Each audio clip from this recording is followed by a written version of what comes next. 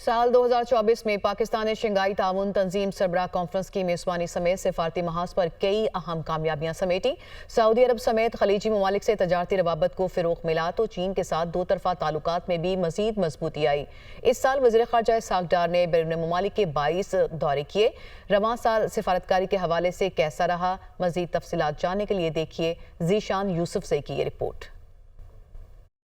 साल 2024 में पाकिस्तान को SCO सरबराह कॉन्फ्रेंस की मेज़बानी का एजाज़ मिला। रूस, चीन, बेलारूस, ईरान, बरतानिया और दीगर ममालिक के साथ आला सतह के दौरों का तबादला हुआ। सऊदी अरब, कुवैत, कतर और मुत्तहिदा अरब अमारात से सरमायाकारी के मुआहदे तय पाए। साल 2024 में पाक चीन ताल्लुकात में मजीद मजबूती आई। वज़ीर आज़म शहबाज शरीफ ने चीन का सरकारी दौरा किया तो चीनी वज़ीर आज़म भी पाकिस्तान आए। तर्जुमान दफ्तर खारजा के मुताबिक पाकिस्तान साल भर तमाम अहम मामलात में सफारतकारी के महाज पर सरगर्म रहा। 2024 was an active year for Pakistan's diplomacy.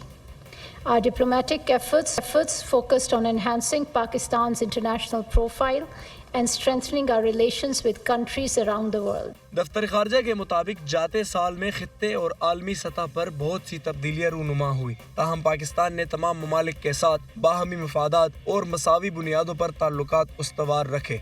This year we witnessed major transformations and far-reaching developments in our region and around the world. Despite these developments, Pakistan continued to promote its relations with countries around the world. रवां साल ही पाकिस्तान 2 साल के लिए international atomic energy agency के board of governors का member मुंतखब हुआ। इसी साल एक और बड़ी कामयाबी ये मिली जब यूरोपीय यूनियन की जानिब से PIA की परवाजों से पाबंदी उठा ली गई। इस साल अमेरिका ने पाकिस्तान के मिसाइल प्रोग्राम से मुंसलिक मुख्तलिफ कंपनियों पर 3 मरतबा पाबंदियां आयद की।